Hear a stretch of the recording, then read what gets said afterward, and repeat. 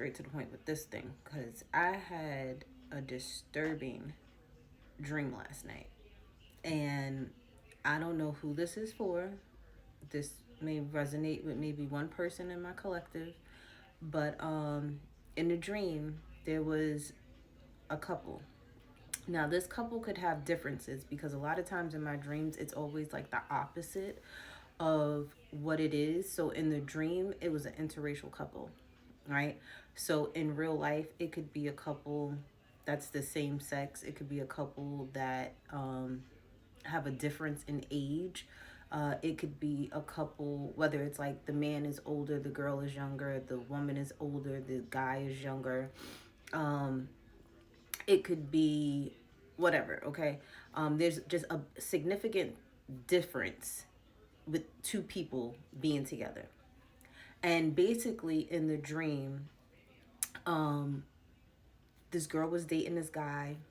She thought he was like this great guy, whatever the case may be. But in the dream, it felt like she really didn't know the person. It's like she knew him, but she didn't know him. And all the extracurricular activities that he had going on in the background that she had no idea about. Because in the dream, it was like they were dating or whatever the case may be. He came over to her family's house for the holidays. And, it was just like background things going on too, where it was like the aunt spilled like rice pudding or banana pudding or something on the couch and got mad because it messed up the couch. And then, they were sitting on the couch and she like checked her phone.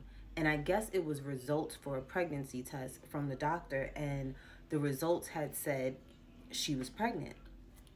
I could feel like she was just at unease at the fact that she was, because one, like I said, she didn't know who this guy really was, and two, she knew that they couldn't afford no child, and three, she didn't know if she wanted to keep it or not. Then what else happened in the dream? So after, she finds that out or whatever, he like reassures her like everything's gonna be fine. I'm gonna take care of my kid. I'm gonna be there for you and the baby, blah, blah, blah. And she's just like looking at him like, yeah, okay. But deep down inside, she knows like that's not what's gonna happen.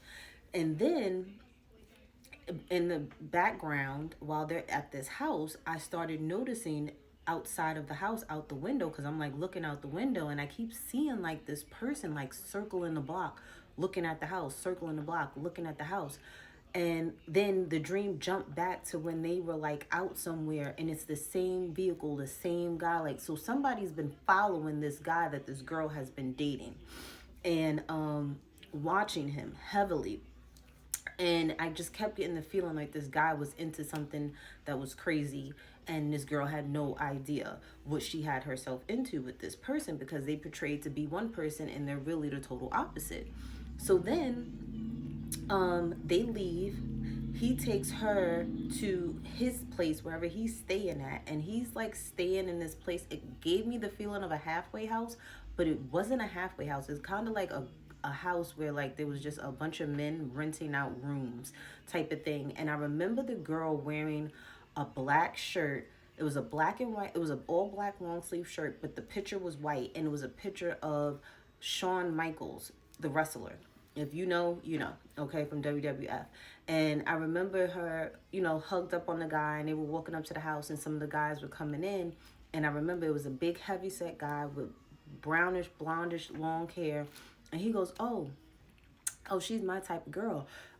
Just like, validating her, like, yeah, because she likes wrestling, like, she's cool with us type of thing.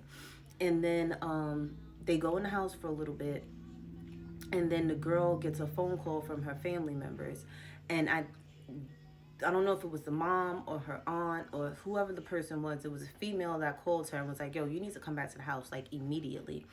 And so she goes back to the house. But when she gets back to the house, there are like squads of people. Like, there's a squad. Like, there's men, women. Look, it didn't say police on their badges or whatever, but it was some people looking for somebody. And so she's in the house or whatever. They're looking around, and then they knock on the door. And then when they knocked on the door, the guy that she was dating, that she just left his house, was in handcuffs. He was all beat up and bruised up. And they were basically letting the girl know, like, listen, we're informing you that this is this guy's rap sheet. This is what he's been into. And you are getting arrested because you're accomplice to trafficking a minor out of state. And I woke up so fast as soon as they said that, like right before they put the handcuffs on her. And I'm like, oh my gosh. Like, what in the world is that? And what is going on? So it's like, I don't know if the message is to just forewarn you guys to please be very, very careful with who you're dating. Do background checks on these people. Do not go in no car with no guy and or girl, whatever, and there's random people in the car, and if you have the intuition that this person may be too young to be hanging out with you, do not be with them, because you don't know what this person is into that you're dealing with, okay? And you will be an accomplice, okay? Like, you are guilty by association and you will go to jail type of thing. So please be mindful of who you're dealing with, who you're hanging around with. If you know you are hanging around people that are underage, that are not adults, do not be with them, because you will get in trouble, okay? You will be held accountable. And I can sit there and contest to this, because I know my friend, she be watching my videos. I love her dearly. She's of age now.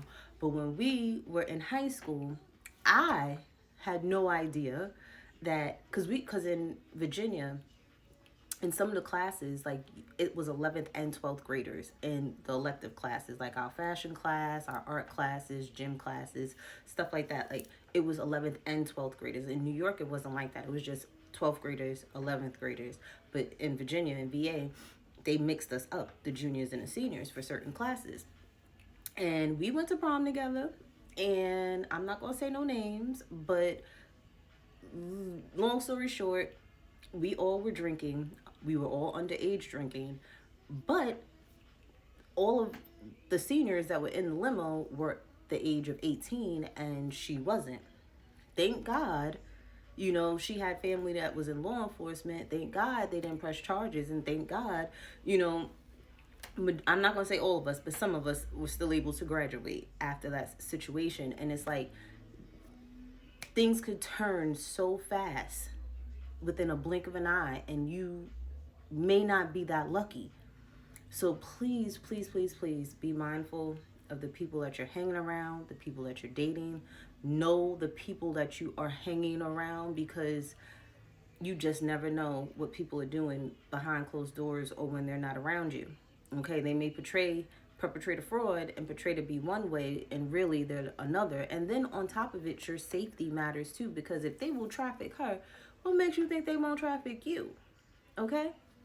So with that said, just take that with a grain of salt. Please be mindful of who you're hanging out with, who you're dealing with. And if you have to ask for IDs, then that's what you do. You sit there and you ask for IDs. And you can't even be safe with that, because sometimes people have fake IDs with their real picture on it with technology nowadays. And it'll be their face, and it'll say one age and really they're another. Guys, be careful with the girls that you're messing with, because you don't know if they are underage or not. You just don't want to get into any type of trouble. Okay? I love you guys.